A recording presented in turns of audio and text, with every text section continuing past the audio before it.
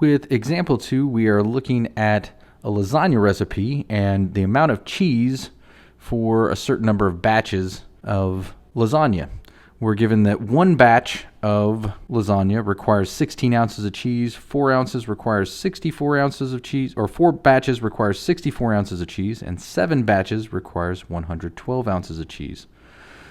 So what I've done is I went ahead and set up a coordinate system.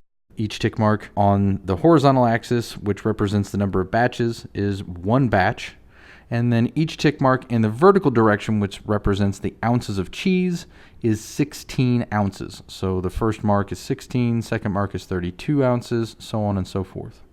Now the first thing we need to recognize, I went ahead and made a table for the information we were given, the number of batches, 1, 4, and 7, and the corresponding cheese in ounces, 16, 64, and 112. With this, we need to recognize that each one of these represents an ordered pair that we can graph, because we're asked to graph in order to verify whether or not this is a proportional relationship. So this corresponds to, we're looking at the number of batches as the input, the cheese in ounces is the output, and we're given one batch is 16 ounces, 4 batches is 64 ounces of cheese, and 7 batches is 112 ounces of cheese. So we just want to plot those points. So we go to 1 and then up to 16. That gives us a point right here.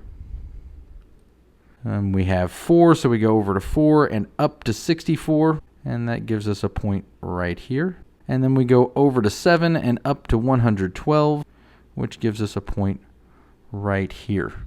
And then to verify whether or not it is a proportional relationship, we connect the dots. And it should pass through the points and pass through the origin in order to be a proportional relationship. And when we draw a line through the 3 points, we do get that it passes through the origin and that it does form a line.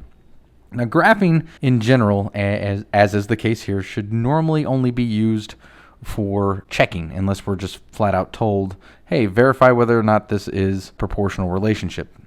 In this instance, if it's obviously not a proportional relationship, as long as you check your points and they're correct, then there's no point in checking, or there's no real need to check.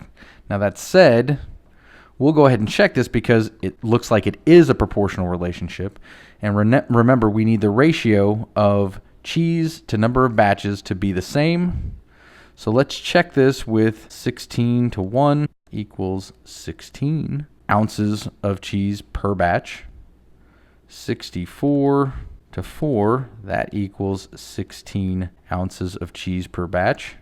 And then 112 divided by 7, that equals 16 ounces of cheese per batch of lasagna.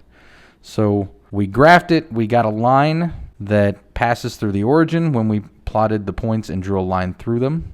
That shows that it is a proportional relationship, or indicates that it is a proportional relationship.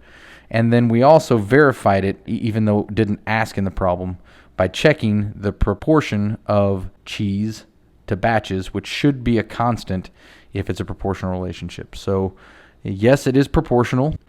And as an explanation, anytime it is proportional, 1, it's a line through the points, and 2, it passes through the origin.